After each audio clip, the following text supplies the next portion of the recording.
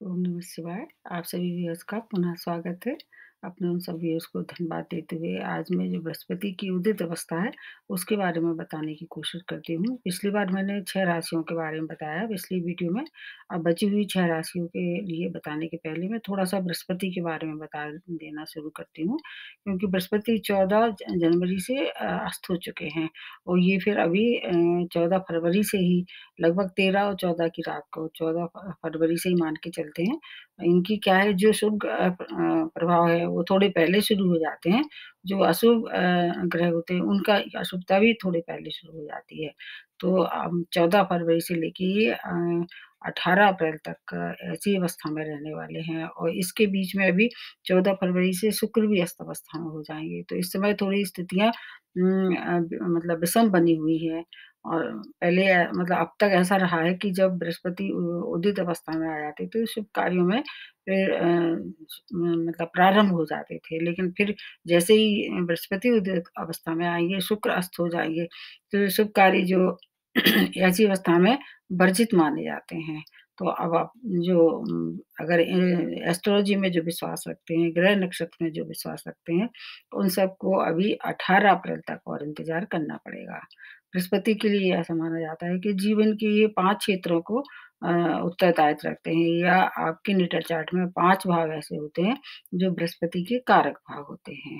बृहस्पति आकाश तत्व के स्वामी हैं और ये बहुत बड़े ग्रह हैं, इसलिए इनका छोटा-सा भी जो बदलाव होता है या परिवर्तन होता है सौर मंडल में, वो सभी राशियों को बहुत ज़्यादा तेज़ी से प्रभावित करता है।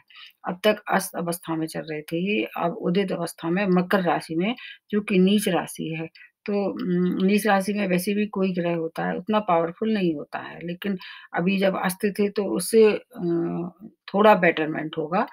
पूरी तरह से तो उतना फ़ायदा नहीं होगा जितना इसको मिलना चाहिए प्रत्येक राशि वालों के लिए और बृहस्पति को ऐसा कहा जाता है कि ये नैसर्गिक रूप से शुभ ग्रह हैं, जिस घर में बैठते हैं उस घर की थोड़ी-सी शुभता में कमी कर देते हैं या उस घर की हानि कर देते हैं।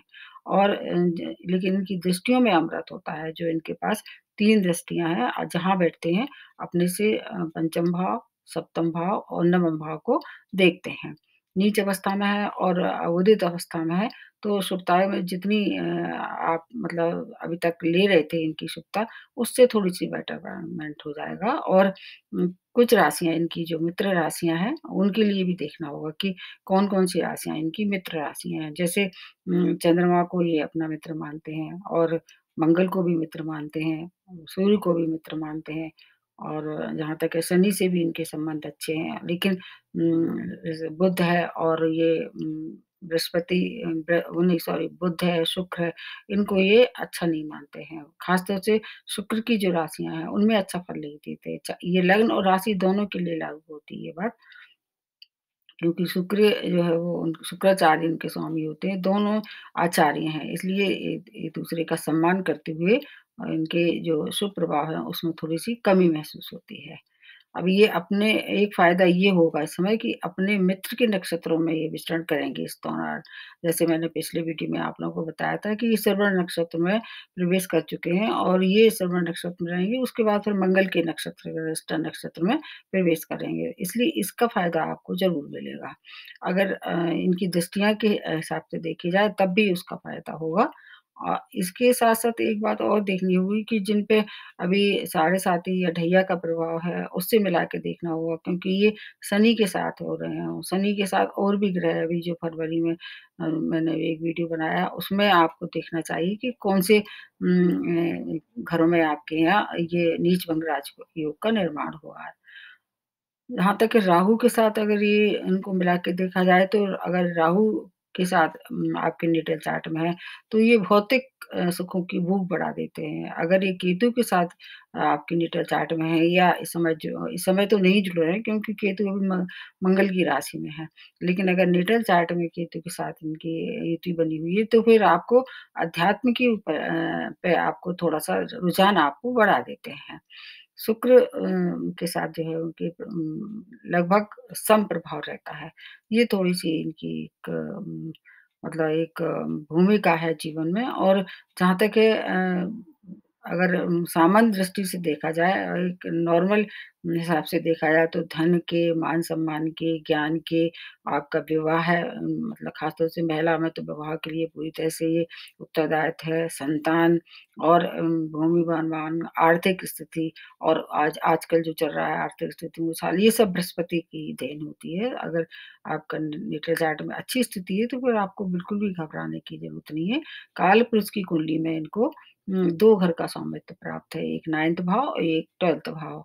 कर्क राशि में ये उच्च अवस्था में रहते हैं और मकर राशि जिसमें अभी चल रहे हैं ये नीच अवस्था में रहते हैं। हालाँकि कुंभ राशि में भी ये अभी 6 अप्रैल के बाद फिर प्रवेश कर जाएँगे, तब फिर उसका वीडियो मैं आपको अलग से बताऊँगी। तो अब जो और राशियाँ बची हुई हैं, उनके हिसाब से थोड़ा-सा और बताने की कोशिश करते हैं कि आपको और राशियों में जैसे तुला राशि है, तुला राशि के स्वामी राशि शुक्र हैं। और शुक्र के लिए ऐसा कहा जाता है कि ये दोनों ही आचार्य हैं और एक-दूसरे का सम्मान करते हुए आपके 4th भाव में प्रवेश करेंगे, जो कि इनका कारक भाव नहीं है। ये भी देखना होता है, इनके जो भाव होते हैं उ उसका भी बहुत प्रभाव पड़ता है। तो 4th भाव से क्या देखते हैं, सुख समृद्धि देखते हैं, माता देखते हैं और भूमि वाहन का सुख देखते हैं। तो जिस घर में ये बैठते हैं, उस घर में थोड़ी-सी शुभता में कमी कर देते हैं। तो आपको अपनी माता की हेल्थ का ध्यान रखना होगा। भूमि, वन, वाहन का अगर आपने कोई प्लान किया है, तो आप थोड़ा-सा सोच समझ के इन्वेस्ट करें। लेकिन एक फ़ायदा आपको होगा, इनकी जो उच्च दृष्टि है, वो आपके कार्यक्षेत्र पे पड़ेगी। उसमें आपको काफ़ी फ़ायदा होगा। आपके कार्यक्षेत्र से जुड़ी हुई कोई समस्या है, उसका ये समाधान करेंगे। आपकी मान प्रतिष्ठा में ये वृद्धि दिखाई दे रही है। रिसर्च से जुड़े लोगों के लिए ज़्यादा फ़ायदा है क्योंकि इनकी जो 3 दृष्टियाँ हैं, आपके कहाँ-कहाँ पड़ रही हैं, एक अष्टम भाव पे पड़ रही है, एक आपके 10वें स्थान पे जैसे मैंने बताया, एक 12वें स्थान पे पड़ रही है।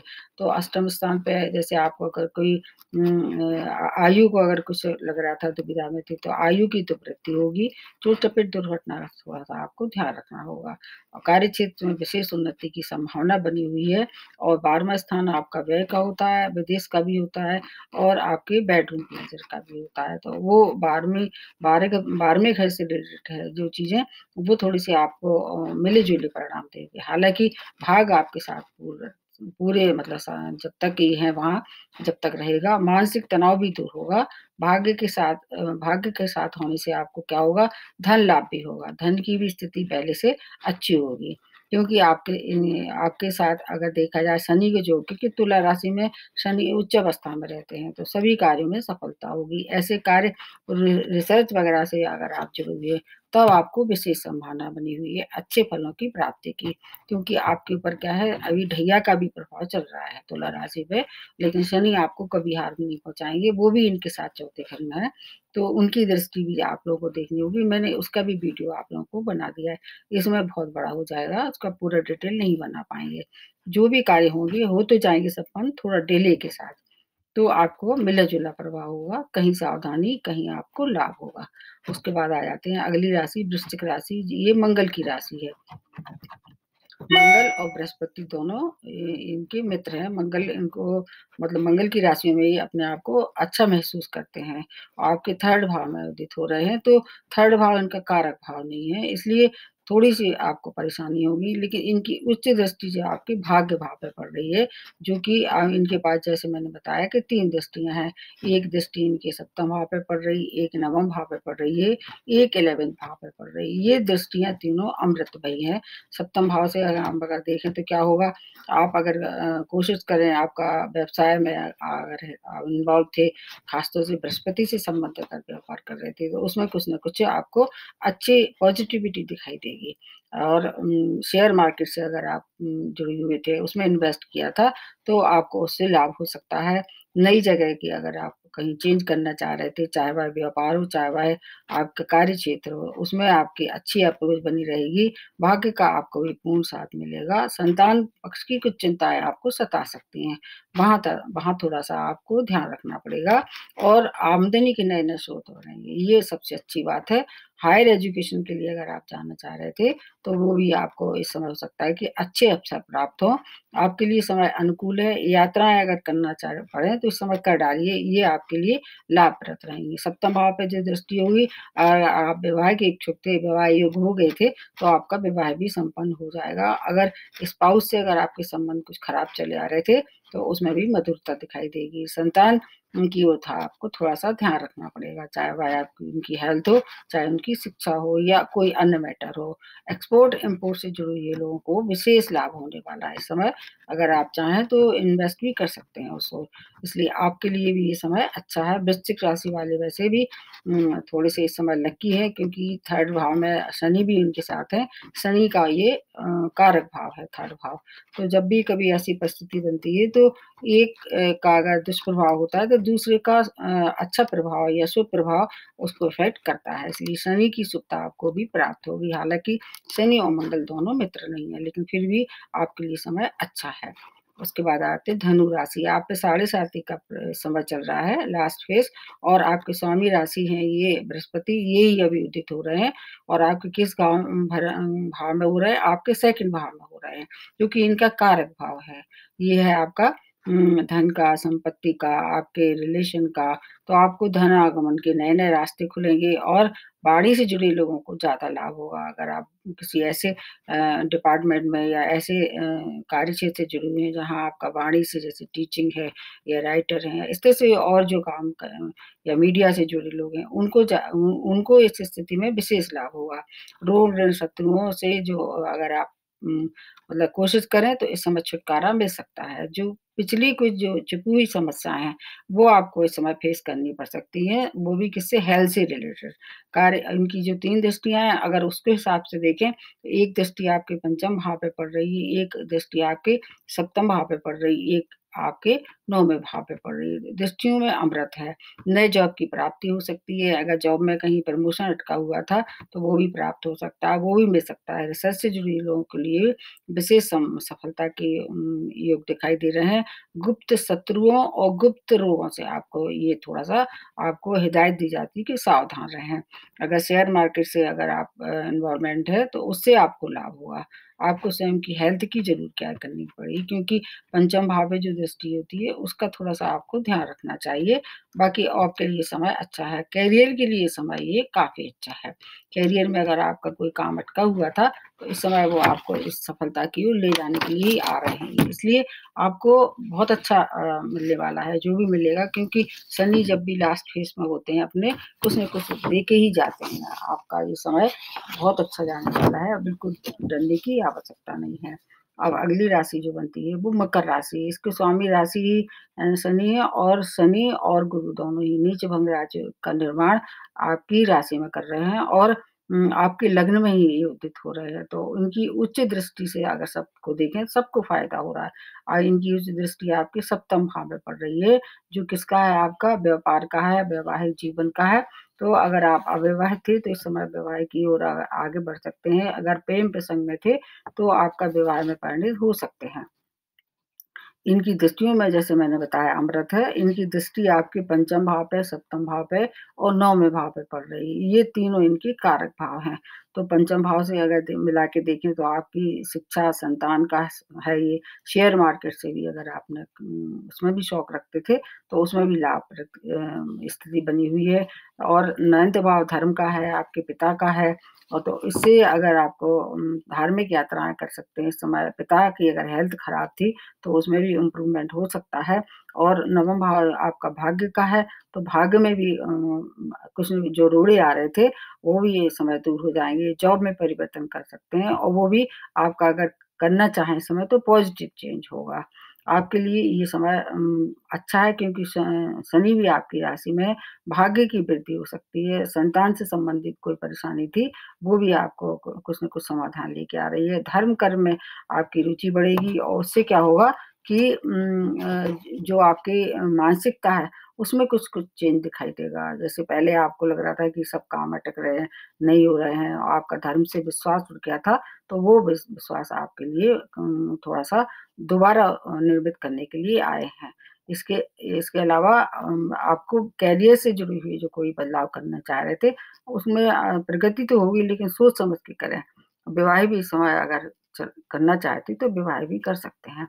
आपके लिए ये समय अच्छा है, मतलब उतना अच्छा नहीं है क्योंकि उदित अवस्था तो हो रही है, लेकिन क्योंकि नीच है, जो भी कोई भी ग्रह नीच राशि में होता है तो उतना पावरफुल नहीं होता है, इसलिए आपको थोड़ा-सा अपनी हेल्थ का ध्यान आपको भी रखना पड़ेगा। अब अगली राशि बनती है कुंभ राशि। आपके 11th भाव में ये उदित हो रहे हैं, सॉरी 12th भाव में उदित हो रहे हैं। तो 12th भाव जो है वो वैसे भी 6, 8, 12 भाव अच्छे नहीं माने जाते हैं, लेकिन कुछ मायने में ये अच्छे हैं। जैसे 12th भाव विदेशों का भी है, विदेशों से जुड़ी हुई जो लोग हैं या कोई कार्य में रुकावट आ रही थी, वो आपकी रुकावटें दूर करेंगे और इनकी जो दृष्टियाँ हैं, इनके हिसाब से अगर देखें तो आपको कहीं कहीं-कहीं जगह जो चुनौतीपूर्ण स्थितियों का सामना करना पड़ेगा और फिर उसके बाद सफलता प्राप्त होगी। जैसे अगर आप शेयर मार्केट से आप कुछ लाभ लेना चाह रहे हैं या भूमि भवन वाहन का भी लाभ इस समय ले सकते हैं, लेकिन आपकी व्यय की अधिकता हो जाएगी। अब व्यय पे थोड़ा-सा आपको नियंत्रण रखना पड़ेगा। इस समय आपकी अगर स्वयं की हेल्थ खराब हो रही थी, तो उसमें भी थोड़ा-सा आपको ज़्यादा ध्यान रखना पड़ेगा। संतान की ओर की जो समस्याएँ थी, उनको भी थोड़ा-सा आपको समझदारी से निपटाना पड़ेगा। जॉब में ज़रूर अच्छा पॉज़िटिव चेंज दिखाई दे रहा है। जॉब के लिए ये समय काफ़ी अच्छा है। अगर कोर्ट केस वग़ैरह में आप इन्वॉल्वमेंट थे, आपका किसी तरह से चल रहा था कोई मामला, तो आपके ही पक्ष में फैसला हो सकता है। और एक्सीडेंट वग़ैरह जो अगर के हिसाब से देखें, तो वहाँ थोड़ा-सा आपके लिए समय अलर्ट होने वाला है, सावधानी वाला है। एक्सीडेंट के लिए अगर इस समय अगर ड्राइव करते हैं, तो थोड़ा-सा एक्स्ट्रा केयरफुली ड्राइव करें।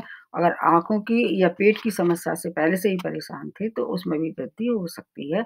कुंभ राशि वैसे इन पे भी साढ़े साती का अभी फर्स्ट फेज़ चल रहा है। हालाँकि कुंभ राशि में मकर राशि की अपेक्षा बृहस्पति ज़्यादा कंफर्टेबल होते हैं, ज़्यादा हैप्पी रहते हैं, इसलिए आपको थोड़ा साढ़े साती का फर्स्ट फेज़ है, इसलिए आपको थोड़ी-सी ज़्यादा परेशानी हो रही है क्योंकि 12th भाव ज़्यादा एक्टिवेट होगा, इसलिए व्यय की अधिकता भी हो सकती है। कुल मिला के कि आपको बहुत ज़्यादा डरने की आवश्यकता नहीं है क्योंकि कुंभ राशि शनि की परम प्रिय राशि है, बहुत ज़्यादा आपको हानि नहीं पहुँचाएँगे। अब अगली राशि बनती है मीन राशि, आपकी स्वामी राशि ही बृहस्पति हैं और आपके 11th भाव में उदित हो रहे हैं, ये भाव बहुत अच्छा है। तो आपकी स्वामी राशि है और भाव भी बहुत अच्छा है, आप इनके साथ वहाँ पर शनि भी बैठे हैं, वो भी इनका कारक भाव है, तो 11th भाव से आपके जीवन के प्रत्येक क्षेत्र में आपको सफलता दिखाई दे रही है। इनकी जो 3 दृष्टियाँ हैं, उनके आधार पर अगर देखें तो आपके जीवन के प्रत्येक क्षेत्र में जो काम अधूरे आपके रह गए थे, वो कार्य निश्चित रूप से पूरे होंगे। व्यापार में भी विस्तार होगा, अविवाहित लोगों का विवाह संपन्न हो सकता है, छोटे भाई-बहनों की भी आपकी अगर कोई मनमुटाव चल रहा था, वो भी उसमें भी मधुरता आ जाएगी और उनकी भी उन्नति हो सकती है। स्टूडेंट के लिए समय बहुत अच्छा है, शेयर मार्केट में इन्वेस्ट इस समय आप कर सकते हैं और इसके साथ-साथ आपको क्या करना चाहिए कि कुछ सोशल वर्क करना चाहिए इस समय, कुछ सामाजिक कार्य में अगर आप इन्वॉल्वमेंट करेंगे, तो आपकी मान प्रतिष्ठा में ये वृद्धि लाएँगे और शॉर्ट डिस्टेंस जर्नी अगर आप करेंगे तो उससे भी लाभ होगा। अगर आप संतान के इच्छुक थे तो संतान की प्राप्ति भी समय हो सकती है, उनकी उन्नति भी हो सकती है और अगर आप प्रेम में थे तो आप उसको विवाह में परिणित कर सकते हैं। भाग्य का पूरा साथ आपके साथ रहेगा और इसके अलावा करियर में अगर आप बदलाव कर सकते हैं इस समय तो आपके लिए ये समय काफ़ी अच्छा है। मीन राशि वालों के लिए रुका हुआ धन भी आपको प्राप्त होगा मतलब जीवन के प्रत्येक क्षेत्र में आपको चारों तरफ से सफलता ही सफलता दिखाई दे रही है। उसका आप कितना लाभ ले सकते हैं, वो स्वयं के विवेक पे और आपकी परिस्थितियों पे भी मतलब निर्भर करता है। न एक तो ये भी देखना चाहिए जब भी मैं किसी भी राशि वाले के लिए बताती हूँ, कोई भी एस्ट्रोलॉजर तो ये देखना चाहिए सबसे पहले कि आपकी स्वयं की इस समय कौन-सी अंतर्दशा, महादशा, विषुवतरी दशा चल रही है। नेटल चार्ट में बृहस्पति की और शनि की इस समय जो युति बन रही है लंबे समय तक रहेगी ये। तो आपके नेटल चार्ट में ये 2 ग्रह कहाँ रहे कितनी पावरफुल हैं और कहीं वो उच्च अवस्था में है या नीच अवस्था में है, ये सब राशियों के साथ हैं। ये सब मिला के फिर सही अनुमान बनता है क्योंकि ये जो बताया जाता है, वो एक कॉमन सा होता है। बहुत ज़्यादा सटीक पर्टिकुलर किसी पर्सन पे या राशि के लिए नहीं होता है। लेकिन उसमें मैंने देखा है थोड़ा-सा अगर आप स्वयं विवेक से देख लें कि कहाँ कैसी स्थिति बनी हुई है, तो आपको उसका निश्चित रूप से फ़ायदा होगा और अगर इस समय जो कार्य कर रहे हैं करने वाले हैं आप वृश्चिक राशि वालों के लिए कह रहे हैं, तो आपको अगर कोई बृहस्पति से संबंधित कोई परेशानी हो रही है, तो आपको एक ध्यान रखना चाहिए कि अगर हो सके तो पीली चीज़ों को दान करें, जैसे केले है और चने की दाल है और केसर है। पीली धातु में अगर आप जैसे पीतल है उसका भी दान कर सकते हैं। अगर आपकी अच्छी है मतलब कहना चाहिए आर्थिक स्थिति अच्छी है, सोने का दान भी आप कर सकते हैं। सोना से ही इसको कनेक्ट करके देखते हैं बृहस्पति को। स्वयं पीले वस्त्र ज़्यादा धारण करें और बृहस्पति का जो बीज मंत्र है, ओम ग्रीम बृहस्पतियाय नमः ये कर सकते हैं 108 बार सुबह-शाम। कई बार ऐसा देखा जाता है कि जो क्रूर ग्रह होते हैं, उनकी शांति बड़े आराम से हो जाती है क्योंकि जो शुभ ग्रह होते हैं, उनको प्रबल किया जाता है या उनके मंत्र जाप से जो अशुभता होती है क्रूर ग्रह की, वो कम होने लगती है। लेकिन बृहस्पति जैसे शुभ ग्रह, चंद्रमा जैसे शुभ ग्रह अगर आपके नेटल चार्ट में खराब फल दे रहे हैं, उनको मनाना थोड़ा-सा टफ होता है। उसके लिए नेचुरल रूप से जैसे आपके गुरु हैं, उनका सम्मान कीजिए। जो आपके घर में बड़े-बुजुर्ग हैं, उनका सम्मान कीजिए और अपने जो विचार हैं, वो सात्विक रखिए। मतलब बृहस्पति क्या है, सात्विक ग्रह है। अगर आपके विचार दूषित हो गए किसी भी कारण से या बड़ों का अपमान किया, गुरुओं का अपमान किया, झूठ बोले या इस तरह से कोई गैर कानूनी हरकत की, तो फिर गुरु क्या कोई भी ग्रह आपको माफ़ नहीं करेगा। तो बृहस्पति के जो मंत्र हैं, उनके साथ-साथ और इसके अलावा दान के साथ अगर कोई दुष्प्रभाव हो रहे हैं इस समय, तो उनसे आप अपने जीवन की बहुत सी संघर्षों का मतलब सामना कर सकते हैं क्योंकि जीवन है, अगर जीवन है तो संघर्ष तो आएँगे, लेकिन उनका सामना बहादुरी से करके उनसे निकलना सबसे बड़ी मानवता है। तो देख लीजिए आपका लिए कहाँ क्या कितना फ़ायदा लेके आ रहे हैं। वैसे 90% लोगों को कुछ न कुछ ये देने के लिए आए हैं। तो आज के लिए इतना ही नमस्ते और धन्यवाद।